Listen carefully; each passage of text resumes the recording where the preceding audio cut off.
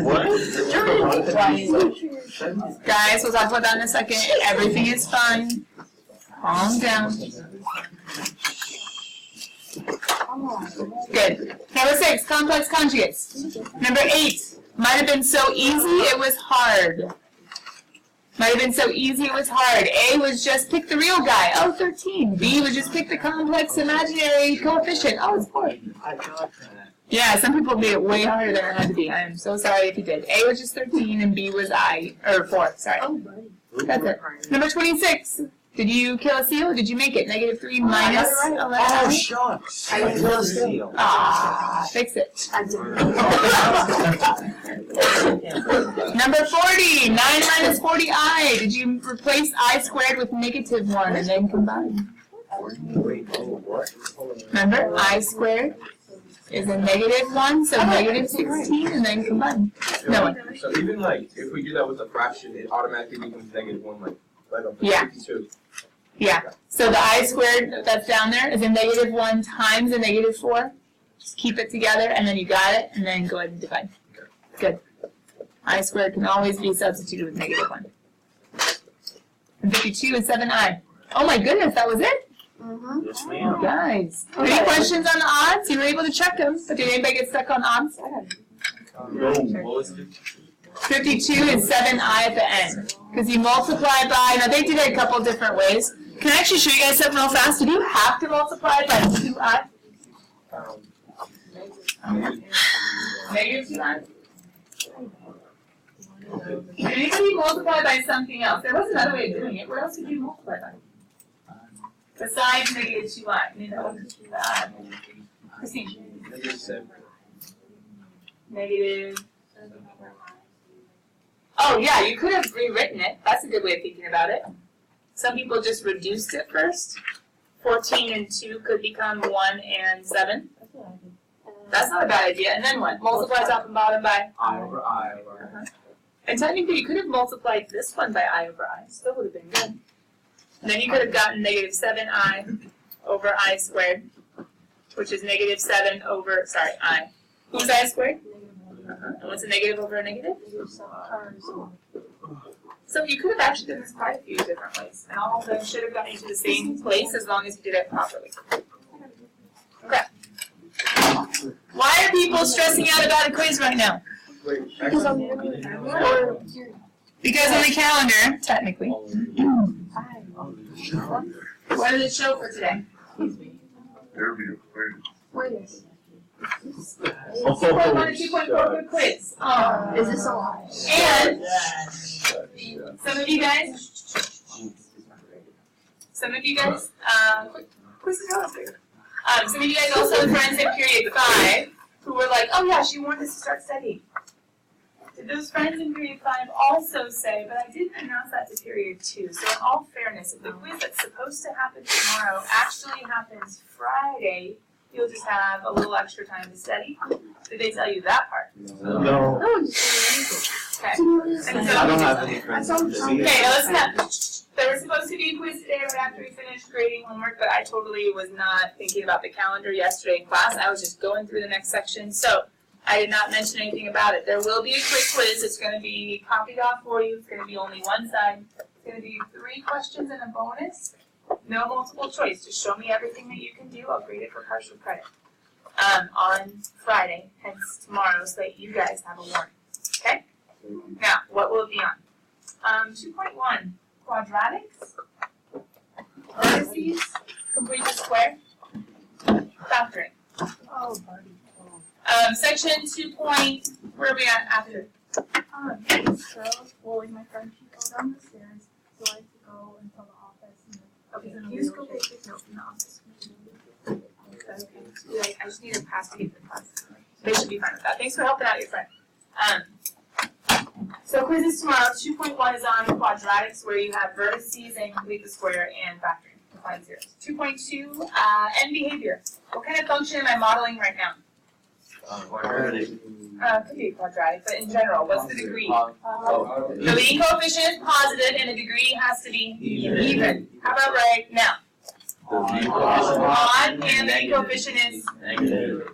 good. Is negative. Because this would be positive. Packet review, leading coefficient test. Anything else? Maybe that snazzy notation for leading coefficient test, the approaching arrow. How if the graph is rising, what would we say f of x is approaching? Positive infinity. And if the graph is falling, we would say f of x is approaching. Okay, good. Maybe we'll go over the notation a little bit. What else is in section 2.2? Factoring again.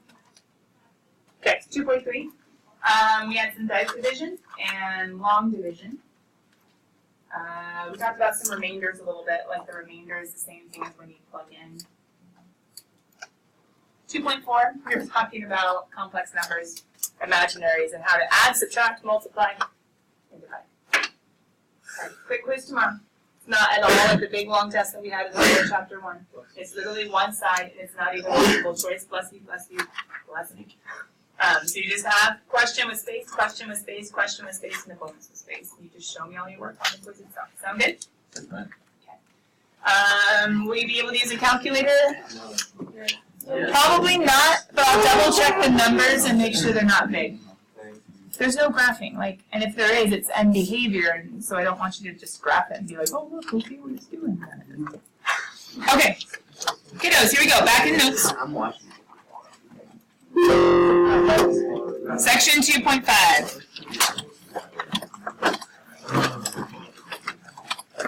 So we're starting 2.5 today. That's why tomorrow is a great day for a quiz, because we're not grading any homework tomorrow.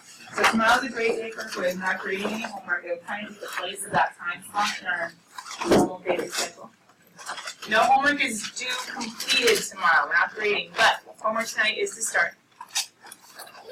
It is due on Monday, but this homework, remember how I said we were building up? This is the one we've been building up in section 2, 3, and 2. Do you want us coming in on Monday and Tuesday? Because a lot of people are skipping. Are you thinking the retreat? That's another week away. Oh, it's still one more week? Yeah. Mhm. But thanks for checking. Yeah. But thanks for checking. When the retreat is happening, most of the pre-cal kids are freshmen, not freshmen, but in the 9th to 11th range. So we'll probably just be having work days during the retreat. But I think the test, I was really trying to fit it in before the retreat, but you guys also have the PSAT next week. Not seniors, but I think that's sophomores and juniors, right? On Wednesday. So because of that, I don't know if we'll be able to fit the test in before the retreat, which is good and bad. We'll have to have it really close after the retreat, so some of you guys that aren't going on the retreat, if you want to come and get some test prep, chapter review work done, that might be a good idea. But otherwise, I would say.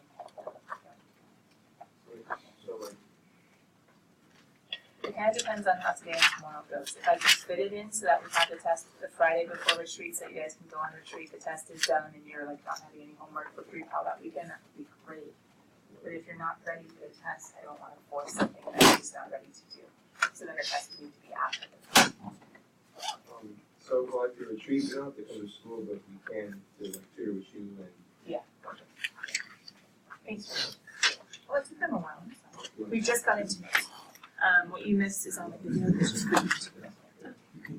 And then there is a little quiz tomorrow. Do I still have the calendar open? It was supposed to be today, but I forgot to say something yesterday. It's not at all. So I'm moving it a day, moving it to tomorrow instead. And it's just on the sections we've done so far in chapter 2. Not multiple choice, just 3 problems and a bonus from one from every section. Okay. So you can only pick up on that double time, so Alright, kiddos. Note section 2.5. We've been building up to this section. So this section's homework. You're going to have 2 different nights to work on it and technically a weekend. And that's on purpose to give you plenty of time, but please, please, please don't leave it till the end. Basically, this entire section is find all the zeros of a polynomial. And I actually introduced this yesterday before we did section 2.4. As you guys get down, you only need to skip one line per example, so that way you can fill in this whole page. You only need to skip 1 line per example. that we can fill in this whole page. And maybe, as you guys get to the examples, maybe you can remember a statement I made yesterday. A statement I made yesterday about how many zeros in general every polynomial must have. Maybe you can remember a statement I made yesterday about how many zeros a polynomial must have. The coefficient tells how many it has. Oh, close. Not the coefficient, but there is a part that does tell Jacob. What part? And The degree. Ah, the power. So it's not about the coefficient, the number in part. It's about the power of the highest power of x. So for A, what is the highest power of x? one. So how many zeros must it have? One. 1 0. We're going to find it in a second, but it has to have 1. How about the second one? Two. Because it's a quadratic, right? How about the third one? Three. Now pause. Go find me as many as you can find by hopefully solving algebraically and or factoring. Go. Find me however many zeros, and let's see if it matches up with the 1 and the 2 and the 3 that we said.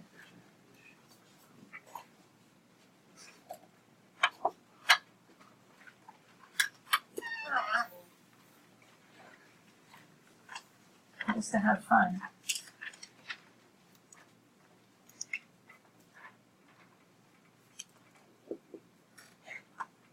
Oh, no.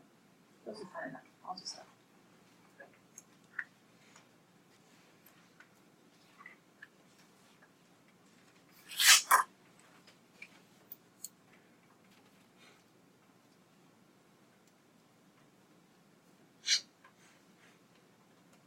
After you write down the examples and the 1 and the 2 and the 3, go ahead and take the extra line that you skipped and see if you can find the 1 and the 2 and the 3. By solving and or factoring.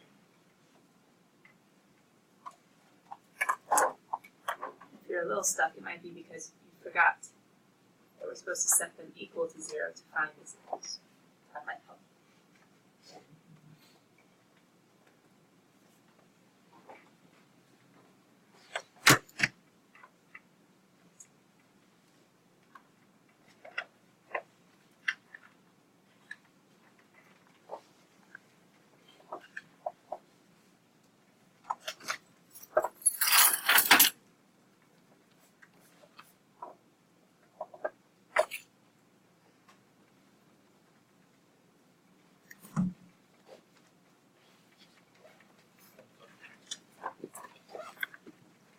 It's done here, huh?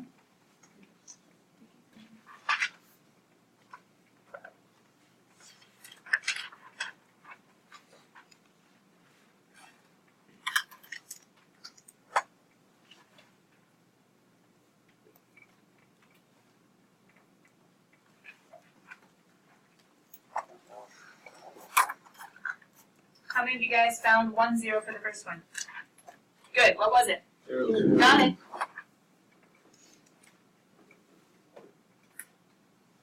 When you factored for letter B, what does x squared minus 6x plus 9 factor to B? Minus 3. So how many zeros did you find? Zero. 1. Well, there's 1. There's 3, I think. 2. Is it plus or minus? Ready? Three. It's not plus or minus, because you're right. If you solve each one, they both get positive 3, right? Yeah. Okay, so positive 3 is the 0, but it has a multiplicity Oh. of 2. So even though there is only one number, we still can say it's 2 zeros coming from 2 factors. They just come and they agree at the same point. So it's kind of weird. That one's a really, really, really weird one. Where it is at one point, you only would see one intersection, but we say that it's a double 0. So in a way, it still works. Why or how does that have a multiplicity? Because if you were to rewrite this, well, you can think about it, there's 2 of them. But the other way that we talked about earlier, it's because there's a square. So this 1 0, the 3, has a power of 2, and whenever there's a power, or whatever the power is of a factor, we say that's the multiplicity. Another way of thinking about it is with a parabola. How can a parabola have two zeros? Because there are two branches, right? It goes down and it goes up. So the down could cross through and the up could cross through. But what's going on in this one? And it's at 3, so it's over here somewhere. The down hits and the up hits at the same place. That's what we call a double zero. Both branches are hitting at the same point. So that we only see one, but technically it's a double zero since both branches hit there. On the test, it says that the part was x equals 3, x equals 2. That would be wrong. That would be okay unless the question specifically was asking about multiplicity. You just want to be able to understand it. But otherwise, kiddos on letter C. Oh, that's not going to work very well, is it? Just want a little more room. There we go. What happened when you factored? Times. Okay. When we factor and we're trying to solve for zeros, what do we do with each factor? Set each one equal to 0. If we have a 0 on the other side, we set each one equal to 0. So then when we go to solve, the first one, x equals 0, that works out quite nicely, right? Because you just get x equals 0, no big deal. There's not even any solving to do. There's 1, but how many zeros is this one supposed to have? 3. Okay, so let's go to the other guy. Some of you might have factored, but most of you that factored, if you thought it worked, you were probably wrong. If you thought it factored, you were probably wrong. Because the only proper way to factor, you need imaginary numbers. Because how would you solve with algebra? There's only an x in one spot, so we can move everything away, right? Yes, minus. Mm-hmm. So x squared equals, why is this a bad thing? Because if you take the square root of a negative, it's impossible. It's imaginary, not impossible. Good. It's impossible to get a real number, so let's use what we talked about in last night's homework to say, okay, it's not a real number, but how could I write it still? 2 square root of negative 1, which is I. Zero. Does it have 3 zeros? Yes. How many real? 1. How many imaginary? 2. I didn't say 3 real zeros, I just said 3 zeros. Does that make sense? I know, too much fun, too much fun.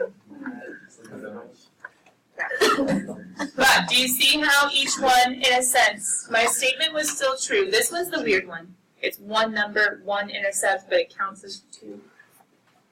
This one's weird because if we were to graph it, we would only see one place where it hits the x-axis. So how are there 3? 2 of them are imaginary. If you guys want to think just super generally, not getting very specific at it, how on earth are imaginary numbers used in real life? If you know anything about like electricity or about circuits, let's use computer programming. Maybe some of you guys code. Does anybody know what the 1s and 0s actually mean in computer coding? Or in computer language, in binary? I think the 0 means off and the 1 means on. Yeah. The 0 means off and the 1 means on. So if you think, if you have a 0, nothing's happening. If you have a 1, something is happening. It's like turning off and on. Kind of like in your calculators, you guys know how we do the piecewise functions in the calculators, we actually tell it where to graph. It thinks of all the x's on the windows, but if it's not handable, it's like off, off, off, don't graph, don't graph, don't graph, and then all of a sudden when your inequality x greater than 2 is true, it's like, oh, on, graph, graph, graph, graph, graph, graph, graph. That's kind of what I was thinking, off or on. Am I doing this or am I not doing this? Think imaginary numbers. If you have an I, it's off, it's imaginary. If you have an I squared, it's on, it's real. If you have an I cubed, it's off. If you have an I to the 4th, it's on. So imaginary numbers, maybe it's a math way of talking about off and on. Same thing with circuits, it's like connected, not connected. Anyway, there is a practical application. Praise the Lord that that's not necessarily our goal. We're just trying to figure out the basic foundation. I know when you guys look at a graph, like the imaginary has no purpose. I get that, I do, because it's not there, but you just have to think of, well, sometimes it is, there's a purpose of having something be off sometimes and be on other times. Just think of it like that. Okay. Can I pause for a second? You guys are about to write a lot of words. Hold on, pause. Pencils up. Okay. Let me show you why we're gonna write all these words. In section 2.3, you could have been given this as a question, but they would have said, find the rational zeros, and by the way, we're gonna tell you one to start with. Do you guys remember that? I think it was number 60 in homework. We did 59 in notes. They were like, hey, factor this, find all the zeros or the solutions. Something about factoring in solutions. But they told you x equals, hey, start here. And that was nice because when you went and did synthetic, the remainder was 0. It did go in, all of a sudden the, whatever the degree is, was now 1 degree less, and you could factor it. It ended up being a cubic to a quadratic, you could factor it. Here's the struggle, guys. Does this problem tell us where to start? No. We have to figure that out. So to help us figure that out, we need to figure out, okay, for this, what I see, with this number here, and technically this number here, what are the different possible values that could work? We have to start with at least what possible ones. So we don't just randomly start trying 0, 1, 2, 3, 4, 5, and all of them might not even work. This little list right here, which you guys are about to write, says, hey, these are the possible zeros that you should be checking. Because you're going to have to find the working one yourself. So to help you with that, these are all, or this is how, to figure out the possible zeros to check. You're going to have to find a working one yourself. This page will help you with that. Let me give you a second, let you write it down.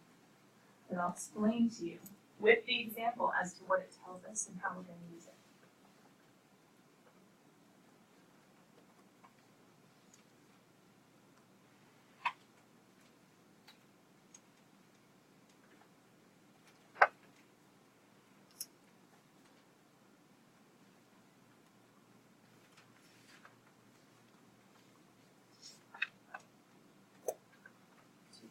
Helped, it gave us an idea, but gave us part of the answer.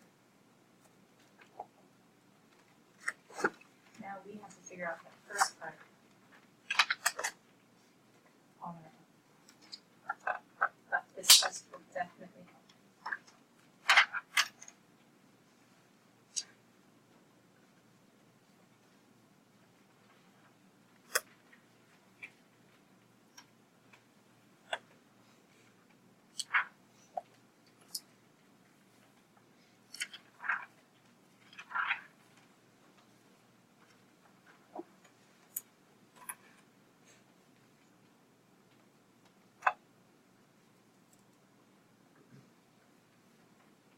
Steps aren't too bad, there's only 2 of them.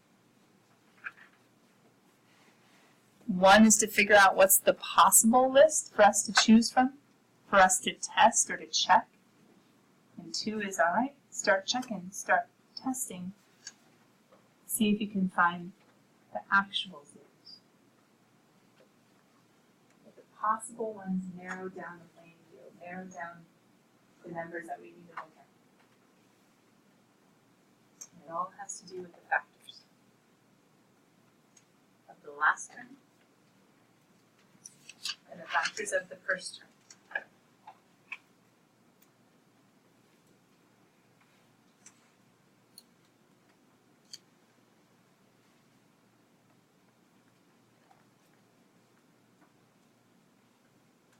In case it's a little hard for you guys to realize what I'm talking about with the 2 bullet points, how we're going to test, there's 2 different ways. One is to plug in a 0 and say, hey, does it actually make a 0? Plug in. If when plugging in you get a 0, then we know the remainder has to be 0. So the first way is plug in. Plug into the function. See if it gives a 0. The second way is to do synthetic division and check the remainder. First way is to plug in. Does f of a equal 0? That's what we're trying to find when f of a equals 0. The second way is synthetic. Does r equal 0? So if we can find when the function is 0, if we can find plugging in that gets 0, or we can find a remainder that's 0, we're golden. We have just found that little golden value that says, hey, I'm a 0. Use me to divide and then to break down and be able to factor easier. And technically already this year, we had some kids in honors last week, 2 weeks ago. They decided they don't like synthetic and they just plugged in for everything. They just kept on plugging in until they found all the zeros. I'm not sure if necessarily what you guys like, because a lot of you don't like mental math very well. But that is an option. You could keep on plugging in all the different possible zeros to find all the actual by just plugging in. So let's go check out that polynomial. We need to look at the last term. If it helps, if you like the constant term, who's that? That's the last term. If you've written it in descending order, it's the last term that has no variable attached, the constant term. And the leading coefficient would be the first term. The coefficient of the first term, the term where you have the degree. So let's check out our polynomial, but I'll actually change the page. Go. Okay. Step 1, possible zeros. Plus or minus fraction. Possible zeros, plus or minus fraction. Okay, our last term.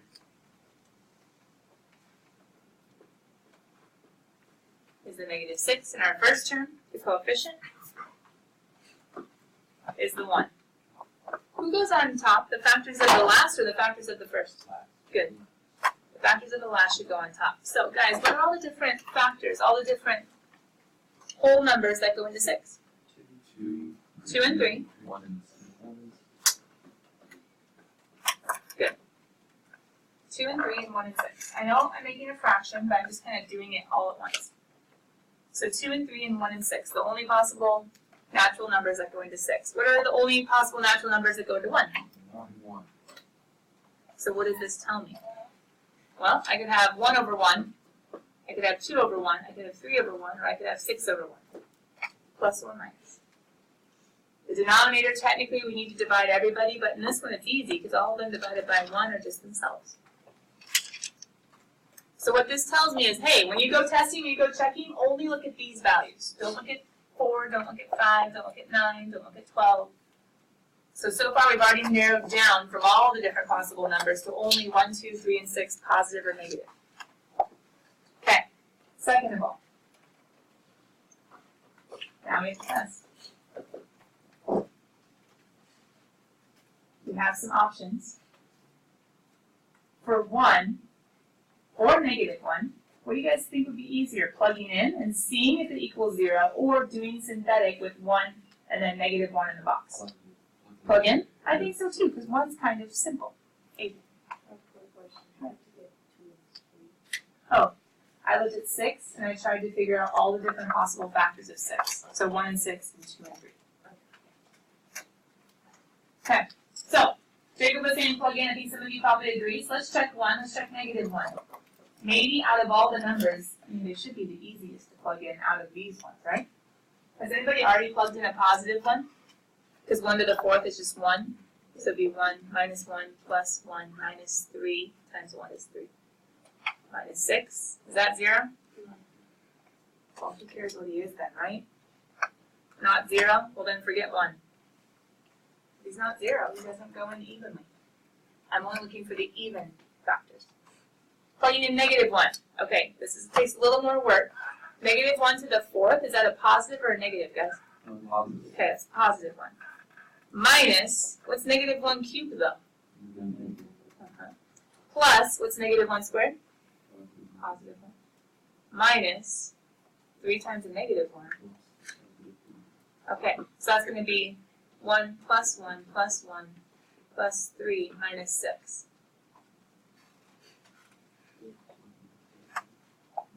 One minus Nope, plus 1.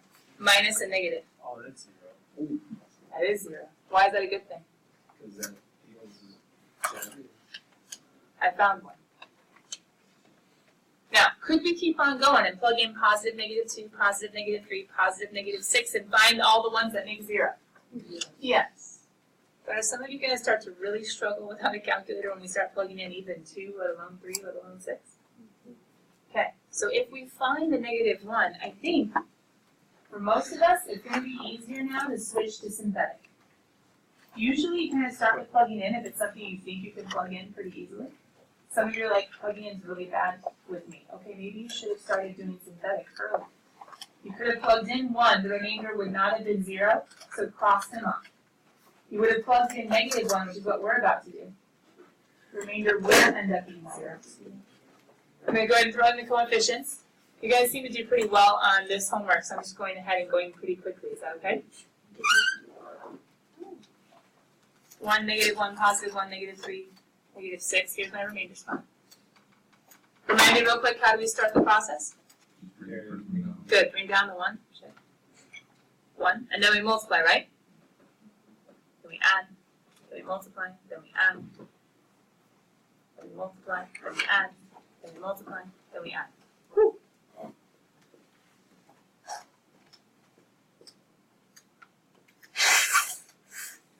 So now, what can I say? Remember, there are 2 different ways of writing the answer. One is to show a division, one is to show factors. What do you think would be more helpful for zeros? Division or factors? Yeah, because when we're finding zeros, aren't we always trying to factor? I would say factors. So we can say f of x, that big old nasty guy at the top, is equal to, who's the factor from -1? X plus 1. And how do we rewrite this guy as a polynomial? What's his degree going to be, starting with the 1?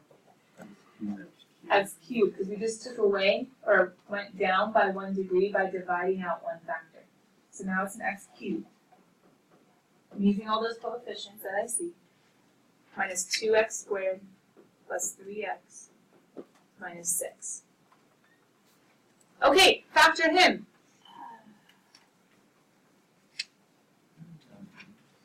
He's not as quadratic. We have 2 options. Could we come back to our possible zeros and say, okay, well, hold on. We've tried positive -1, now it's time for positive -2? And say, well, we did what we could, but we're still kind of stuck. So could we try to plug in f of 2 now? Yes, or f of -2, yes. And we could find, just by plugging in, we could find somebody else to do another synthetic division with this guy. That is one way. And it would work. And maybe some mental math there, so you can start plugging in positive or -2, and let me know in just a second if you find one that works. But you could also peek real fast and say, wait a minute, if I have 4, can't I even at least try to factor by grouping? No, it doesn't always work. It actually very rarely works. But in this one, guys, if I was to pull out what's in common, if I was to group, what would come out of this one? X squared. Okay, what would be left? X minus 2. What comes out of this one? What's left? Now, naturally, this rarely works. I just happen to see on this one. But this one does work when you group. So we can actually, in this one, do grouping, because what can I say when I go down? The x plus 1 is still there. But how can I use this to factor? Yeah, don't I have an x minus 2 that can come out? My mental mathers, did anybody figure out that positive 2 makes 0 when you plug in? Nice. So when you found the positive 2, you would have probably just done a synthetic, taken that out. What you would have had left after synthetic was 1, 0, 3. We would have gotten to the exact same place. Now hold on, kiddos, what are we supposed to be finding? What are we supposed to be setting this whole thing equal to? 0. So how do I solve for zeros now that I have factors? Yeah. Now some of you might be like, wait, I didn't think that we were done because there's still a squared at the end. And in a way you're right, but in a way you're wrong, because usually with the quadratic I do keep factoring. Does anybody know why I stopped? Why am I not going any further with x squared plus 3? I can set that equal to 0 because x is only in one spot, it's not in more than one. So I can set that one equal to 0 and solve, that one equal to 0 and solve, and that one equal to 0 and solve. What do we get with the first one, guys? Good. That's a 0. What do we get with the second one? Good. That's a 0. I have to move the 3, right?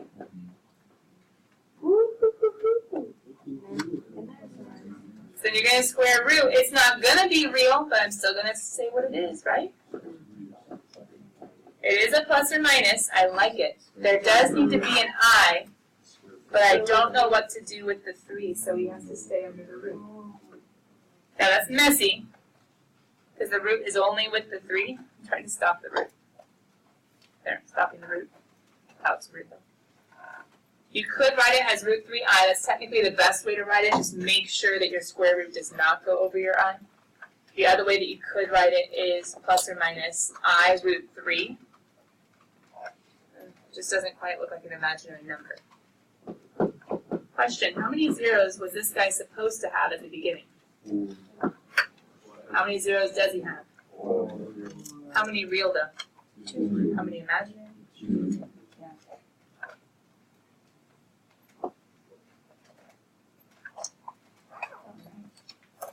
I'm going to go to a new example, but first of all, Joe, yes, I So the same rational there, rational there that includes on the imaginary. Oh, you didn't read that. Thanks, bud. Kiddos, we have 4 zeros. Joe, help us out. Which ones are rational? Rational ratios, non-repeating decimals. No, sorry, repeating decimals or fractions or whole numbers. The only rational ones are these ones. Because this one is technically imaginary. He is a 0. And if they said all zeros, I would state all 4. But since it only said rational zeros, the final answer are, just those ones. Positive or negative, counting numbers or fractions. That's what rational zeros are. Thanks, Ben. What's different with these directions, though? Oh, I'm not even doing zeros? Oh. And if it doesn't say anything else, like saying when to stop factoring, sometimes it says factors and just keep them rational. Just keep the nice positive, negative counting numbers or fractions. Sometimes it'll say factor with irrationals. Then you would do things like the square root of 3. Sometimes it says factor all the way to imaginary, so then we would have to go all the way down to i's. This one just says factor, so we're going to factor as much as possible.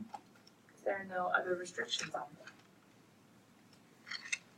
But kiddos, what was our first step on the page before when we started finding zeros, but basically we were factoring first? Possible, right? Okay, plus or minus fraction. We have our first. We have our last. Because it's already written in proper descending order. I heard Chris already say 1 and 3 on top. Do you guys agree? Are those the only nice factors of 3? Yeah. Okay, what are the only nice factors of 2? 1 and 2. Okay, now we have to take these and say, wait, hold on. So we could have plus or minus 1 over 1. All the combinations. Look up here for just a second. Let's just find all the different combinations. So 1 over 1 and 3 over 1 are the first two. Plus or minus 1 over 1. Plus or minus 3 over 1. But I can't stop there because what else is down here? 2. So it could also be plus or minus 1/2. It could also be plus or minus. Now I know we don't like the 1/2 and the 3/2, which is why we're probably not going to start there. We get to test whatever we want. What do you think would be the easiest thing to start testing? Josh, go ahead and open the hall because it's not helping me. Okay, test. What do you guys think? Should we do a synthetic right away or should we do a plug-in right away? Okay, what do you want to plug in first? 1. Positive 1. Alright, 2 times 1 is just 2. 3 times 1 squared, well, just 3 times 1, which is 3. Minus 8 times 1 is 8. How's that work? Hey! You like that? Find one right off the bat? So if we find a 0, we know a 0 is x equals 1. What do you think we're going to do now? We could try more, but I don't want to have to try these ones, do you? So maybe let's try synthetic to break him down and see if it works kind of nice like last time. So let's go ahead and throw 1 in the box because we know he works. So I get our coefficients. Let me give you guys a 15-second head start. I know I go pretty fast. You know how to do synthetic. Grab your coefficients.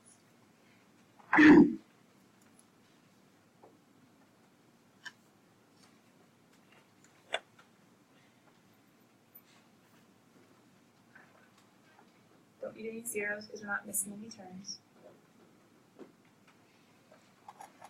If you do your synthetic properly, we already know the function equals 0, so what should the remainder equal? 0. Okay, that's what it should equal.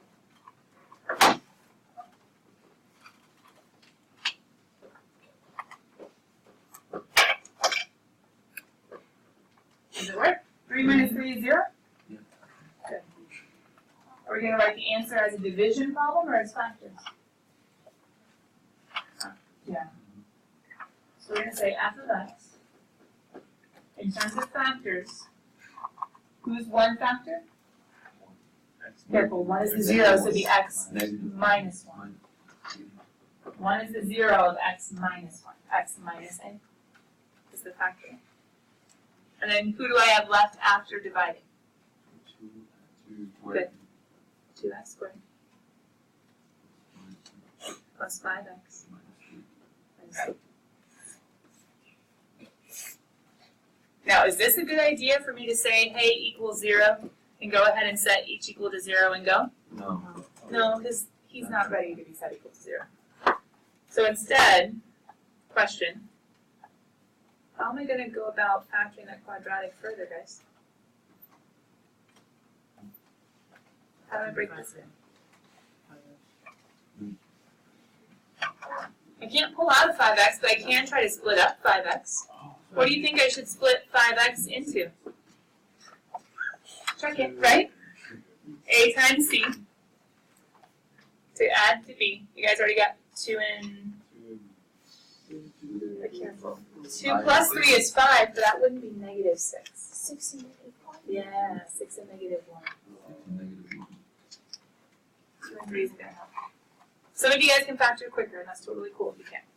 But for those of you that need to do grouping, you would split that 5x into 6x minus x. We have positive 6 plus a negative x. What can we pull out in common? 2x comes out of the first. Then they figure out what comes out of the second. Good, negative 1, right? And that leaves us with a positive x and a positive 3. So my factors would be 2x plus 1, x plus 3, but be careful, who have we been ignoring this whole time? Poor guy, bring him down. So all of this was just us breaking down that quadratic, right? All of that was just us breaking down the quadratic. If you want to actually show it mathematically, we could go ahead and have done like a little print. There it is. Could have done like big old parentheses. Okay. Long story short, do we have all the factors of f? Yes. My question to you is, which other zeros would have worked besides positive 1, looking at this now? Careful, not positive 1/2. Yeah, when you solve equal to 0, wouldn't you subtract the 1? Then divide the 2. Negative 1/2 would have been plugged in and gotten 0. What else would have plugged in to find 0? But if you had kept on plugging in, would you have had to go through quite a bit more to actually get all those? Okay, so some of you, the synthetic is easier. Even though factoring is still hard, it's easier than plugging in these nasty values like a plus or minus 3 or like a plus or minus 1/2. And what we just talked, negative 3, I gave the answer. What we just talked about were the answers that we were looking for. And technically to write them really nice, I guess we write them in lowest to highest order usually. But either way you write them, as long as you have the right ones, we're good. Okay. The first level where you have x minus 1 more down, how did you get from there to the next one? I looked at each pair separately when I'm doing grouping and just asked what's in common for you. A 2x was in common, so I took that out of just him by dividing, and then a negative 1 was in common, so I took him out of just him. Does that make sense? Any other questions on this page? Top. Remember, we're always looking for factors at the last over the first, and always means, it was today, Leo, we just talked about this today. It was from this page. Put the last ones over the first ones. So all we had to ask ourselves was the question, what numbers go into 3? Just 1 and 3. What numbers go into 2? 1 and 3. And third one for the first one, if it's 2x and negative 1, it's negative. Ooh! Ooh! Ooh! No one else caught that? Yeah, I thought it You was just crazies! a stupid plan. No, don't feel stupid. You gotta be real. And if you see something that doesn't make sense, call it out, because no one just got it. Who is this supposed to be? I just rewrote it wrong. It happens, right? So then what should the 0 have been? So would negative 1/2 have worked in plugging in? Negative 1/2 would not have worked. It would not have been 0. That's a way to double check your answers and make sure they're good. Most of you plugging in doesn't go so high. Good job. Kiddos, today we started 2-5, yeah? But we got some pretty stinking hard questions done. What we didn't get to talk a lot about were crazy complex zeros. Check this out in homework. You can do almost everything up until when they start getting weird and giving you clues. If they start giving you clues, just stop. We gotta talk about those clues tomorrow. Bye, cool kids. See you later. Great job today. This is a really hard chapter.